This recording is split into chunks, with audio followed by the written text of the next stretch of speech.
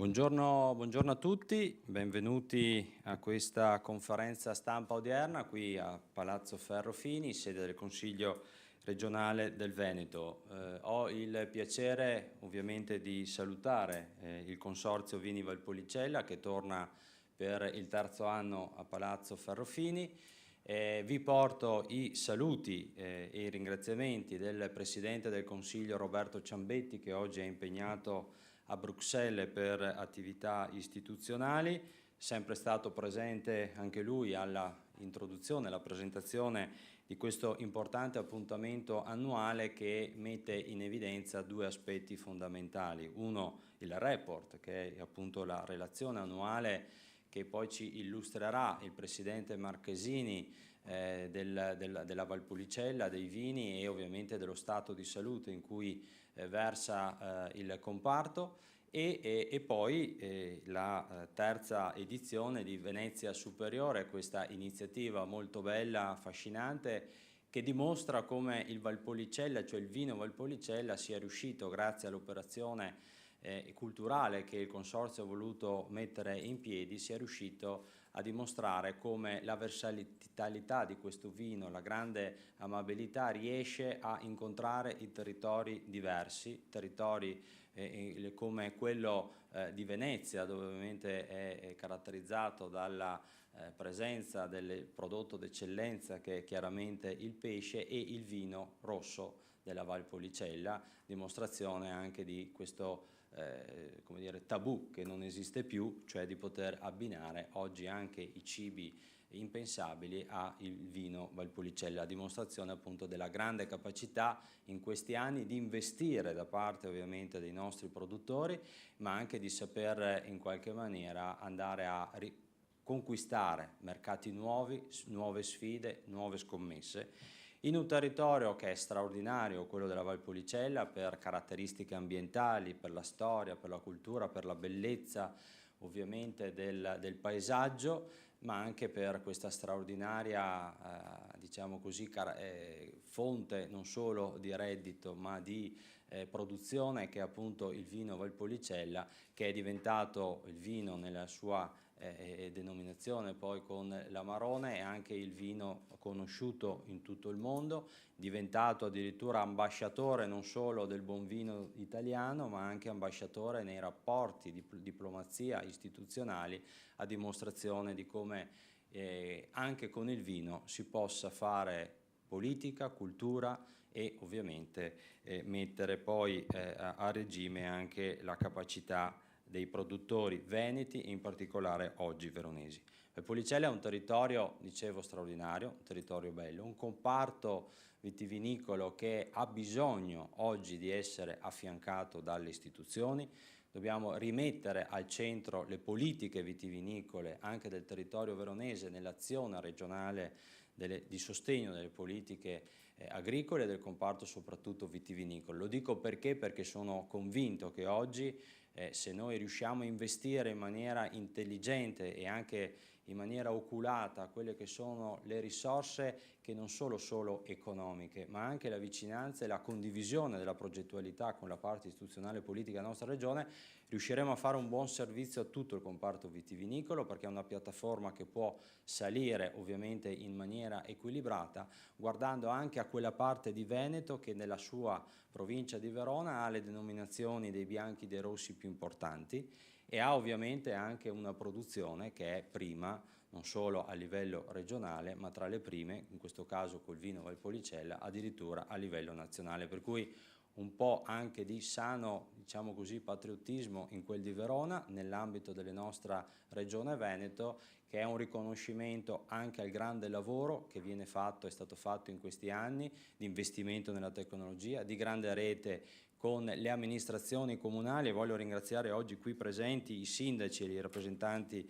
dei comuni che sono venuti fin qui a testimonianza della passione, dell'attaccamento, ma soprattutto del coinvolgimento del lavoro che vi dicevo prima. E quindi ringrazio il sindaco Vangi, il sindaco di Pescantina, ringrazio il sindaco Zardini di Marano, di Valpolicella, il sindaco Zivelonghi di San Pietro di Zantedeschi, scusate, di San Pietro in Cariano, il sindaco Cararini di Mezzana, il sindaco di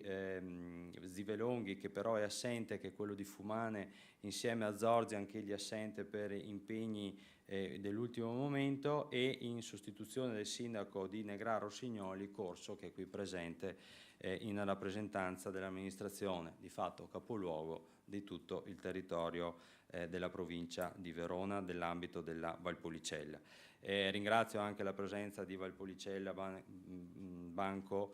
Banca, che ovviamente è vicina alle iniziative di promozione degli eventi che si svolgono nell'ambito del territorio della Valpolicella. Io mi taccio perché ovviamente ci sarebbe tanto da raccontare nella storia e nella cultura di questo territorio e del grande lavoro che sta facendo il Consorzio. Però ecco, ci tengo ancora una volta a sottolineare che se non ci fosse stata questa grande evoluzione, probabilmente oggi il Valpolicella non sarebbe sul pezzo, passatemi questo termine, in tutti i mercati, e perché sapete anche a livello europeo, a livello internazionale, quante volte abbiano tentato e stiano tentando ancora tutt'oggi di indebolire quella che è la qualità e l'eccellenza dei nostri prodotti vitivinicoli, in questo caso il nostro vino, e quindi come sia fondamentale e importante non solo, dicevo, le scommesse che il Consorzio ha portato avanti, ma la forte tutela in tutte le sedi, perché ovviamente noi dobbiamo andare a difendere l'identità, la territorialità, ma soprattutto quel faticoso, incessante lavoro che in questi decenni, questa storia infinita che è quella della Valpolicella, che oggi addirittura compie 100 anni in questo anno nel suo consorzio, sia stato davvero faticoso, difficile, ma con grandissimi grandissimi risultati che dobbiamo assolutamente difendere in tutte le sedi e in tutti i modi. Ora, prima di lasciare la parola al sindaco di San Pietro in Cariano, lancerei un contributo video che ci introduce poi nella relazione finale del presidente Cristian Marchesini.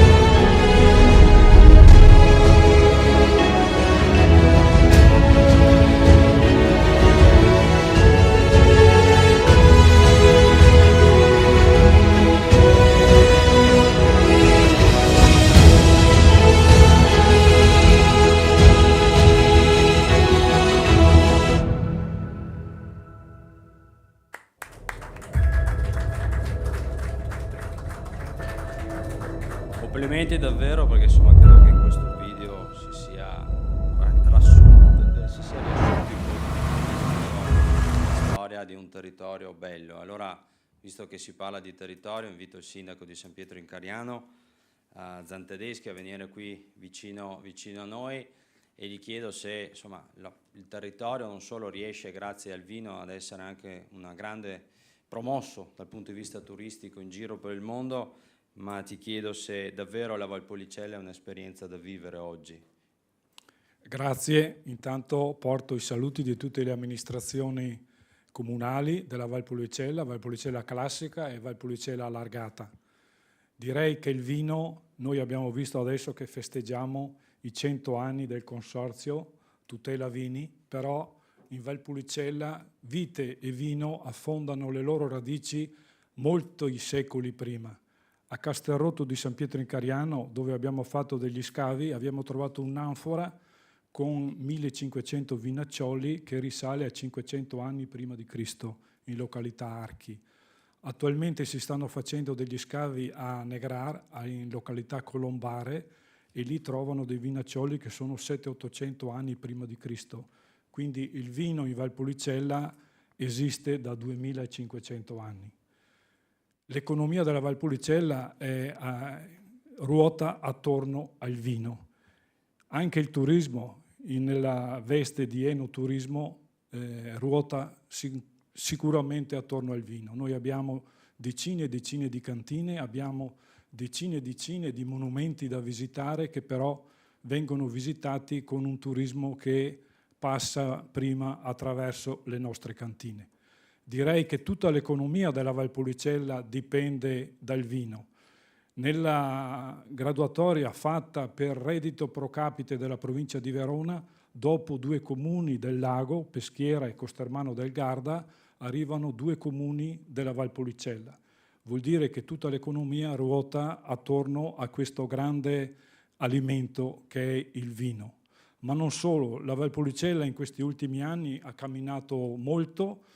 e questo è dimostrato dal fatto che a San Floriano abbiamo una scuola superiore di vitivinicoltura con un'azienda sperimentale, ma abbiamo anche l'Università di Enologia, e questo fa fare un salto di qualità alla nostra bella Valpolicella. E con questo ringrazio per questa splendida iniziativa il Consorzio a nome di tutte le amministrazioni, e auguro un buon avvenire alla nostra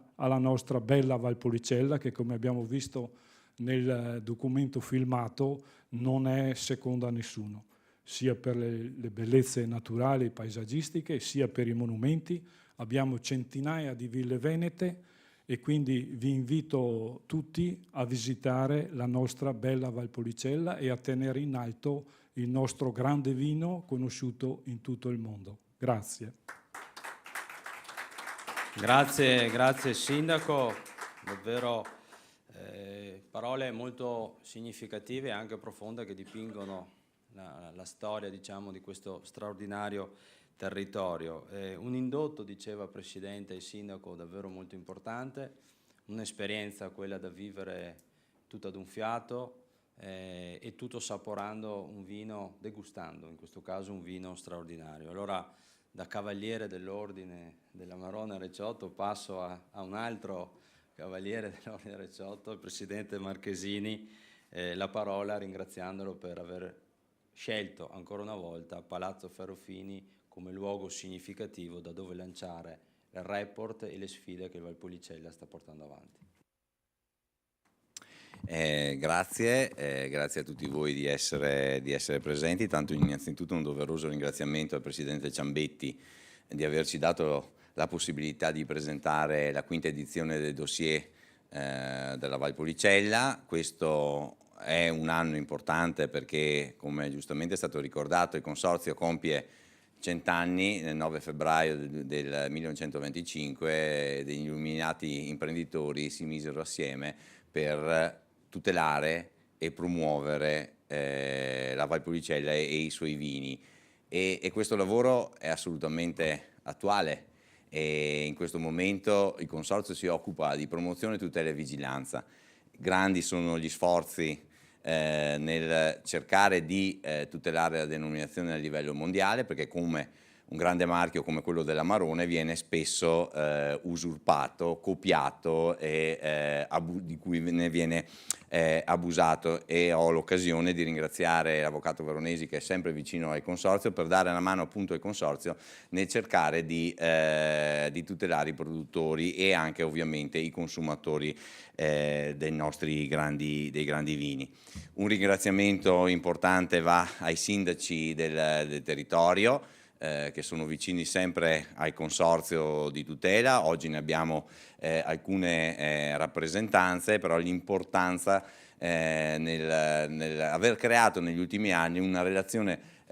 quotidiana con i territori dei 19 comuni che presidiano la denominazione Valpolicella, che ricordo che sono circa 8.600 ettari. E un ringraziamento evidente va anche al Presidente Maroldi, che sostiene, della Valpolicella Veneto Banca, che sostiene le iniziative consortili sul territorio e anche al di fuori del territorio della Valpolicella. Un ringraziamento va al Governatore Zaia, che ci ha mandato una lettera di sostegno, perché in questa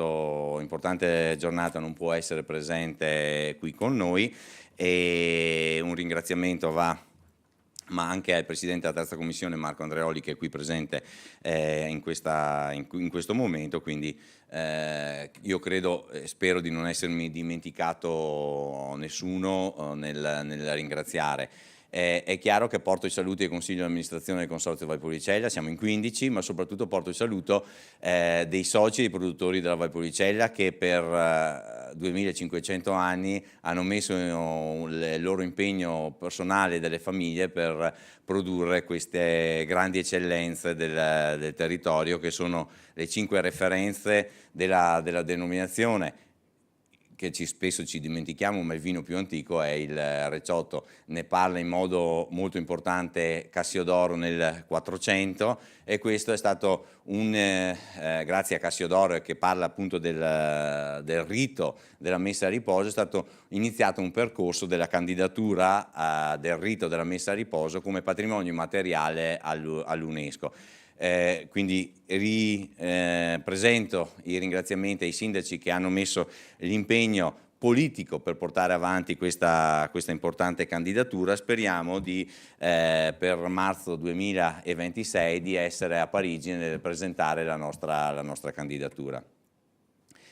Chiudiamo un 2024 come tutto il comparto vino, e in particolar modo il comparto dei vini rossi, segnali di difficoltà dovute a una congiuntura di una serie di fattori che hanno portato a un rallentamento della vendita dei vini in generale, e anche dei vini da Valpolicella, perché subisce un po' di più il rallentamento i vini rossi. Però devo dire che la capacità di resistenza, di resilienza dei produttori di Valpolicella, secondo noi a breve e medio termine vinceranno, nel senso che grazie alla multifunzionalità, diciamola così, dei vini della Valpolicella, ritornano un momento per alcune referenze rispetto ad altre. In un momento di cambio di stile di consumo da parte ovviamente degli amanti dei vini, in questo momento ritorna da qualche anno più in auge il Valpolicella, quindi il Valpolicella servito fresco, il Valpolicella con una gradazione più leggera, diciamola così, ma con quella grande capacità di rendere piacevole la sua bevuta per la sua sapidità. Ed è per questo che da alcuni anni il Consorzio investe nell'attività di promozione del Valpolicella e nella sua versione superiore, ad esempio a Venezia, perché noi vogliamo lanciare questo messaggio importante, che il vino rosso, soprattutto in questi momenti estivi di grande calore, non può essere servito a temperatura ambiente. Il vino deve essere servito a temperatura adeguata alle condizioni. Quindi noi diciamo sempre d'estate, e il cambiamento climatico ci porta a estate sempre più lunghe e sempre più calde, il Valpolicella deve essere servito nella glassette, quindi a temperatura dai 7, 8 fino a 10 gradi. E l'altro messaggio di essere qui a Venezia, di tornare alla tradizione del consumo del vino rosso veneziano, perché in antichità, ma senza proprio andare proprio all'antichità, fino a fine dell'800 era una usuale pratica consumare il vino rosso mangiando il pesce. Quindi dobbiamo tornare a questo modo di consumo, e vi assicuro che la capacità dei vini rossi da Valpolicella di entrata sono una grande capacità di abbinarsi anche alla cucina veneta e alla cucina veneziana. Quindi oggi pomeriggio fino a questa sera avremo l'opportunità di assaggiare i Valpolicella con i cicchetti veneziani al mercato del pesce di Rialto, quindi un contesto meraviglioso, soprattutto perché adesso ultimamente si parla solo di Venezia grazie al matrimonio del direttore, del proprietario di Amazon, Bezos, e anche il Valpolicella, però il Valpolicella è già presente da oltre 3 anni con questo importante evento. Come si era fatto riferimento, giustamente il consigliere Bozza ha fatto riferimento alla grande importanza e alla grande valenza della denominazione Valpolicella. Pensate che la denominazione nella media delle ultime annate produce dai 60 ai 70 milioni di bottiglie delle diverse referenze, e produce un valore fuori cantina che sfiora i 700 milioni di euro. Quindi un comparto importante, un comparto che la Valpolicella può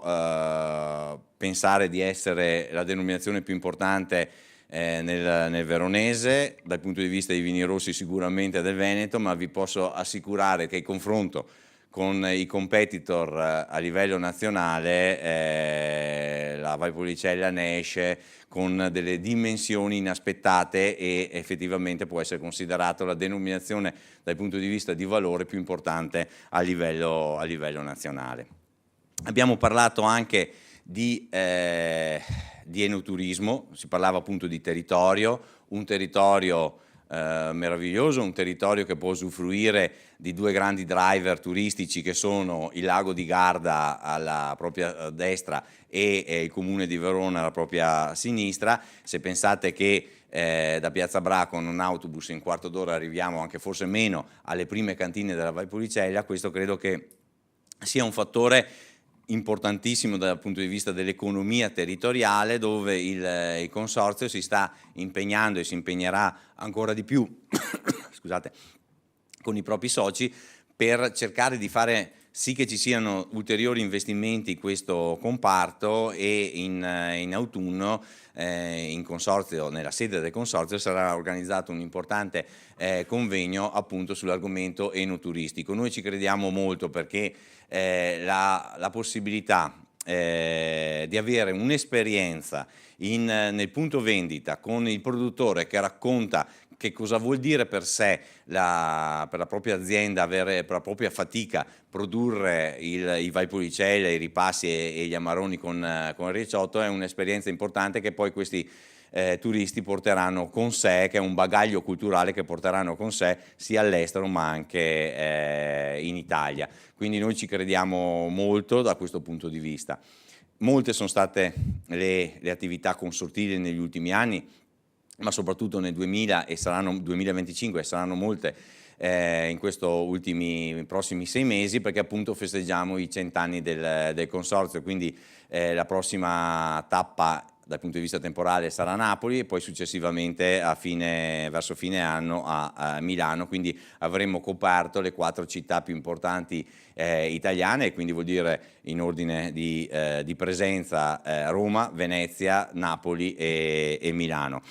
Quindi grande attività e importanza di investimento del consorzio e dei propri soci. E siamo qui in questa occasione al Consiglio regionale, dove si crea il futuro politico decisionale del comparto, parliamo del comparto vitivinicolo. Quindi noi chiediamo come come Valpolicella, un sostegno da parte della politica veronese che porti qui in Consiglio regionale le nostre istanze, perché è un territorio di grandissima storia, di grandissima cultura e di un'economia assolutamente importante, come ha ricordato il sindaco di San Pietro in Cariano, che lo ringrazio, dal punto di vista economico. Ormai il comparto vitivinicolo è un asse fondamentale del sistema economico territoriale. Io posso altro che ringraziare, tutti voi e il consigliere Bozza per l'impegno, e rinnovo la necessità di un coordinamento con la politica per sostenere questo importante territorio. Grazie e buona continuazione a tutti. Grazie Presidente Marchesini, è un invito che sicuramente colgo con grande piacere, per convinzione, non per convenienza. Sono sicuro che anche il collega Marco Andreoli qui presente farà altrettanto insieme agli altri colleghi e amici, perché abbiamo bisogno davvero di mettere un accento di veronesità importante anche nel comparto vitivinicolo nella nostra regione, perché lo merita, perché ci sono tante scommesse da vincere, perché noi dobbiamo sostenere i nostri agricoltori, i nostri produttori in un percorso che vede sicuramente la capacità di resilienza, come raccontavi bene, ma anche le nuove sfide dall'enoturismo a tutta la nuova scommessa anche nel mettere a sistema territori tra loro diversi, ma che sono collegati assolutamente da storia, da tradizioni, da qualità, come il lago di Garda da una parte e la città di Verona. Quindi come questo territorio si innesti proprio geograficamente al centro è la dimostrazione di come davvero può diventare la Valpolicella una importante crocevia in tal senso. Siete venuti 3 anni fa qui per la prima volta ed è un piacere ovviamente ospitarvi quest'anno. Quindi il Consorzio Valpolicella è sbarcato per il 3° anno consecutivo qui a Palazzo Ferrofini, e allora adesso insieme nell'anno dei 100 credo che sia anche giusto andare a sbarcare insieme tutti in Europa, a Bruxelles. Questo è l'invito che vi faccio prossimamente, per andare a dimostrare anche nelle sedi europee, dove spesso qualcuno tenta ovviamente di attaccare anche i nostri vini, di andare a affermare l'importanza, la grande storicità, la cultura contadina che sta dietro a un territorio così importante, ma soprattutto la qualità, e anche far capire come gli investimenti che siano stati fatti in questi anni siano doverosamente riconosciuti e soprattutto devono essere portati avanti, difesi e sostenuti, proprio perché grazie a queste, anche all'innovazione e grazie anche alla tecnologia, possiamo dare aiuto a resistere a questo comparto territoriale della Valpolicella, ma soprattutto fare un servizio alla storia della nostra provincia di Verona, alla storia del nostro Veneto e alla storia del nostro meraviglioso paese, dove Valpolicella ne fa parte come patrimonio integrante a tutti gli effetti e a tutti i titoli. E mi auguro che la candidatura che ricordavi prima, il patrimonio appunto immateriale dell'UNESCO, sia davvero un riconoscimento che si possa arrivare a raggiungere, perché credo che sia un tributo significativo, importante dal punto di vista politico-culturale alla storia, al lavoro, e soprattutto anche un'iniezione di energia e di fiducia nelle prospettive future che dobbiamo andare ai nostri agricoltori, ai nostri produttori, specialmente, guardavo con attenzione il video di prima, alle generazioni giovani che si stanno avvicinando con grande passione, con grande entusiasmo a questo settore, e il nostro compito è quello a loro di dare una prospettiva di riuscita e una prospettiva ovviamente di investimento in questo straordinario settore. Adesso, scusa, se mi permetti, vorrei aggiungere, benvenuto Assessore, se mi permetti vorrei aggiungere un altro argomento importante dell'impegno del Consorzio, è sulla sostenibilità. È un termine che ormai è un po' abusato, però effettivamente, e l'assessore ne è assolutamente a conoscenza, l'impegno del Consorzio Tutela Vini Valpolicella nasce in momenti non sospetti, nasce 10 anni fa, e siamo l'unico effettivamente consorzio a livello nazionale che dà una premialità ai propri produttori nell'intraprendere questa strada. Abbiamo ottenuto dei risultati importanti e il risultato del 2025 posso dire con grande orgoglio che oltre il 50% della superficie viciata degli 8.600 ettari saranno certificati SQNP o certificazioni analoghe e biologico. Quindi questo è un punto d'orgoglio del consorzio dei produttori, ma anche del territorio della Valpolicella. Vuol dire essersi avvicinati alle richieste dei cittadini, perché questo nasce appunto oltre 10 anni fa, perché avevamo avuto un contrasto tra agricoltori e fruitori del territorio dei cittadini, e giustamente in modo lungimirante il consorzio con le associazioni di categoria si sono mosse per evitare che questo conflitto diventasse sempre più importante. Posso dire che effettivamente in questo momento c'è una, tra virgolette, chiamiamola una pace sociale tra gli agricoltori e i fruitori del territorio, avendo dimostrato appunto i produttori di impegnarsi in questa direzione. Grazie. Grazie Cristian, hai fatto bene a rimarcare questi fondamentali aspetti. Nel frattempo è arrivato l'assessore Caner, ce la siamo raccontata, assessore, un po' lungamente, proprio nella speranza di vederti. Allora intanto, nel farti tirare il fiato 2 minuti, perché ti ho visto arrivare di corsa, chiedo all'amico, al collega Marco Andreoli di portare un saluto in qualità di Presidente della Commissione di cui faccio parte, Politiche Agricole, e anche insomma veronese di territorio si dice valpolicellese. Adesso, non so che a quello mi fermo, non lo so, quello stiamo a lui definirsi del SOCA o no. Grazie Alberto dell'iniziativa, dell'invito, della tua cortesia, come sempre. E complimenti e buon compleanno al consorzio, ovviamente. Io sì, nasco e vivo in Valpolicella, è una fortuna sicuramente. Vedo dalla finestra la villa Mosconi Bertani a Novare, che era l'ex sede del consorzio Valpolicella, dove la leggenda vuole, una delle tante leggende vuole che sia nato proprio l'Amarone, però appunto essendo talmente lunga la storia di questi vini, si perde nella leggenda appunto quale sia la verità. Ecco, è un posto anche paesaggisticamente, architettonicamente meraviglioso, no? È stato detto, io ci passeggio col cane tutte le sere e vi assicuro che è un'emozione indescrivibile tutti i giorni. Quindi il vino cosa ha fatto a questo territorio? Ha permesso intanto appunto al paesaggio di conservarsi in questo giardino meraviglioso che è, e poi ha donato una prosperità quasi incalcolabile, oserei dire, perché si parlava di 700 milioni, diceva il Presidente, ma l'indotto indiretto che il benessere che ha dato il vino porta a tutti, anche quelli che fanno tutt'altri lavori, è incalcolabile secondo me, ma è sicuramente nell'ordine dei miliardi di euro. Bisogna lavorare un po' di più sicuramente sulla ricettività, per chi arriva nel nostro territorio non è così semplice andare a scoprire queste gemme preziose che tante volte sono un po' nascoste, no? Anche perché siamo molto impegnati a lavorare, le nostre famiglie sono appunto aziende spesso di dimensione familiare, no? Si dice che con un ettaro di Valpolicella ci mantieni la famiglia, ecco, però è anche la bellezza, no? Di avere queste piccole aziende, queste molto capillari, che sono proprio le cose che un turista va a cercare, no? Le storie autentiche di territorio da portarsi a casa, ecco. Quindi una storia lunghissima da Recioto ai giorni nostri, la nuova sfida degli abbinamenti impensabili prima, nuovi mercati da andare a conquistare, il consorzio lo sa benissimo e lo sta già facendo. I dazi da una parte potrebbero aprire delle porte nell'altra direzione, ci sono mercati enormi, penso quello indiano per dirne uno, ma tanti altri che in futuro potrebbero dare una grandissima mano. Noi come Commissione Agricoltura spesso e volentieri abbiamo i bandi due bandi, insomma, quelli del CSR e dell'OCM, quindi il complemento sviluppo rurale e organizzazione comune dei mercati.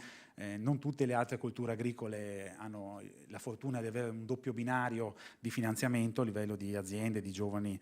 imprenditori, e quindi questo è una dimostrazione di quanto ci teniamo. Ecco, oggi non so se riuscirò ad essere con voi per tutto l'evento e la degustazione successiva, proprio perché abbiamo commissione alle 3. Chiudo dicendo che la Valpolicella, idem ovviamente il collega Alberto, non so i suoi programmi, ma sarebbe in commissione anche lui oggi. È un vanto la Valpolicella, non solo per se stessa, i suoi vini lo sono per Verona, lo sono per l'Italia. Prima proprio il Presidente ci diceva anche nei numeri di quanto di fatto sia il consorzio più importante che c'è in Italia. Comunque, ecco, se ci fossero le Olimpiadi della enogastronomia, il consorzio Valpolicella potrebbe essere un ottimo portabandiera dell'Italia, perché appunto è tra i campioni d'Italia che deve giocarsi il titolo mondiale, quindi per voi, per noi fanno il tifo tutti.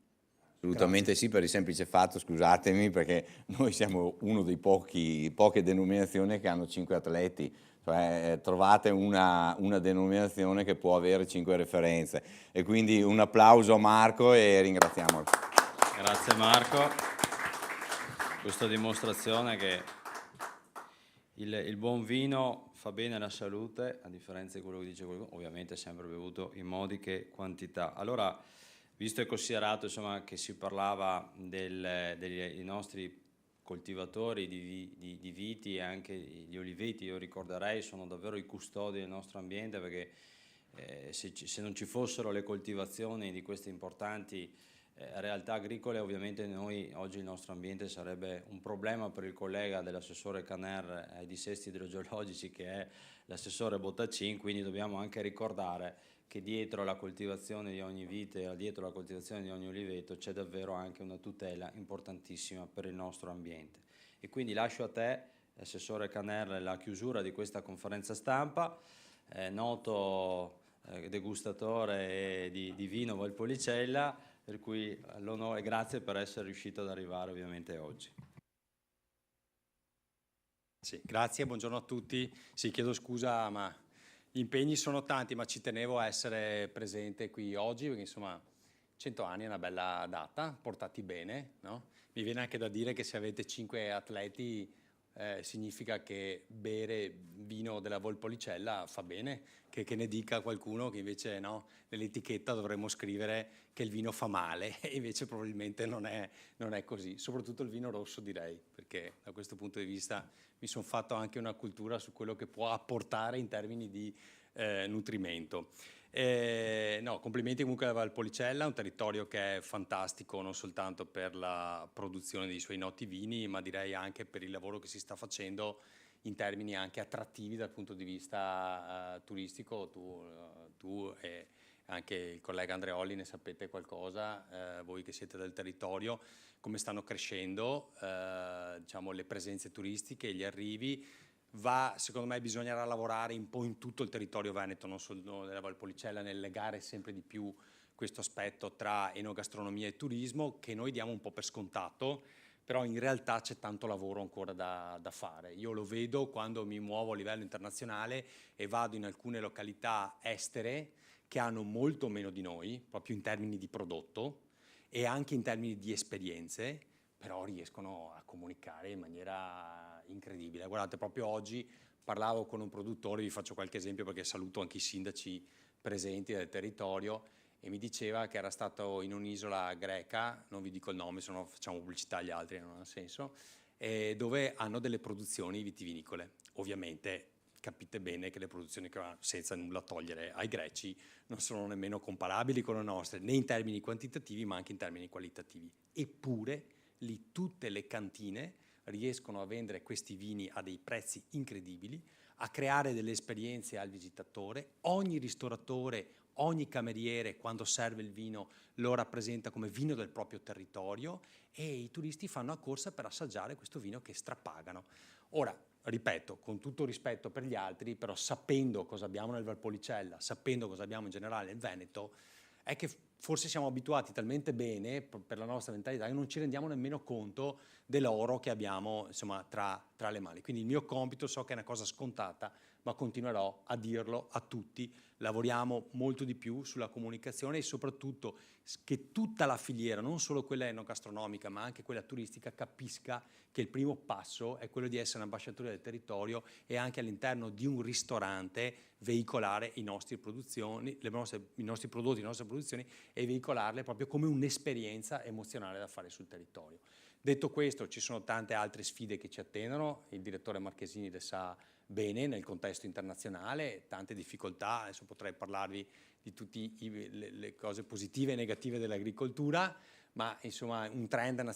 internazionale che è un po' in difficoltà, però devo dire che tutto sommato insomma, la nostra agricoltura è resiliente. Anche sul tema dei dazi abbiamo risposto abbastanza bene, avete visto che adesso si sta già un po' calmando la situazione, i nostri imprenditori sono stati bravi a reagire immediatamente, quindi grandi quote di mercato non le perdiamo. Ci sono delle sfide secondo me importanti legate al tema della ricerca e innovazione tecnologica nel settore agricolo che secondo me sono fondamentali. Prima Marchesini parlava di sostenibilità, è una parola, è vero che è un po' abusata, però è un tema col quale, piaccia o non piaccia, dobbiamo fare i conti. Io sono convinto che la risposta verso questa tematica sia proprio la ricerca e innovazione. Lo dico parlando con l'Università di Verona, di Padova, vedendo le cose, le prove che facciamo in campo, vedendo anche le ultime iniziative dello Space Meeting, dove abbiamo attaccato tutto il tema della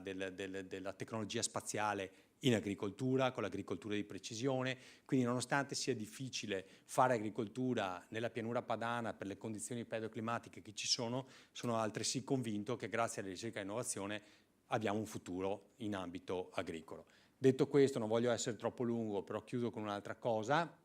Voi sapete che state portando avanti anche un'iniziativa, cioè noi tutti, Regione con voi, importante di riconoscimento di patrimonio UNESCO di questo territorio. Qua vi dico anche, perché me lo sono scritto, che hanno cambiato, i sindaci lo sanno che hanno già avuto una visita, mi pare, col sottosegretario